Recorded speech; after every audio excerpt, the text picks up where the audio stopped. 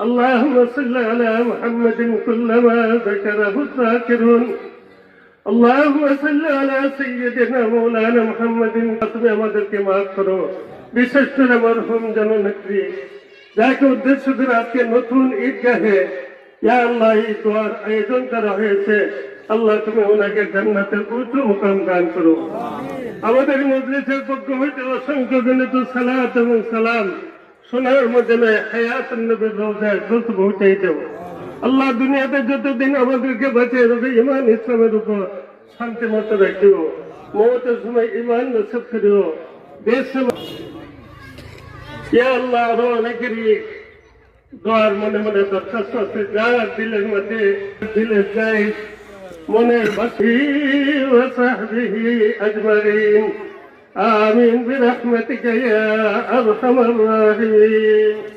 মানুষের জীবন ক্ষণস্থায়ী, আখেরাত চিরস্থায়ী। ক্ষণস্থায়ী জীবনের জন্য আখেরাত আমরা হারাতে চাই না। আমরা আল্লাহকে রাজি খুশি করে মানুষের খেদমত করে বিএনপি বারবার রাষ্ট্রীয় ক্ষমতায় গিয়েছে। বিএনপি কোনো ইসলামকে সামনে রেখে জনগণকে ইসলামের দোয়াই দিয়ে বিএনপি রাষ্ট্রীয় ক্ষমতায় যায়নি।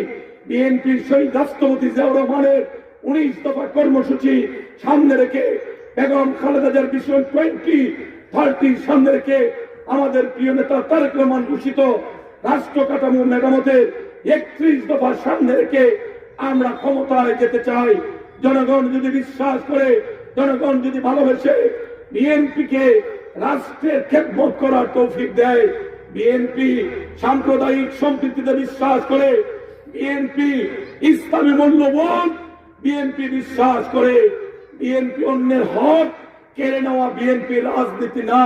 বিএনপি বিশ্বাস করে এই দেশে হিন্দু মুসলমান বৌদ্ধ খ্রিস্টান পাহাড়ি সমতল সব মানুষ আমরা এক হয়ে আমরা পরিচয় দেই। আমরা সবাই বাংলাদেশী, বাংলাদেশের নাগরিক হিসাবে আমরা এই দেশে সকল মানুষ সমান মর্যাদা নিয়ে বসবাস করার যে রাজনীতি, সেইটাই হচ্ছে বিএনপি রাজনীতি। বিএনপি বলে তুমি তোমার জায়গায় থেকে ক্ষমতার অপব্যবহার করতে পারবে না।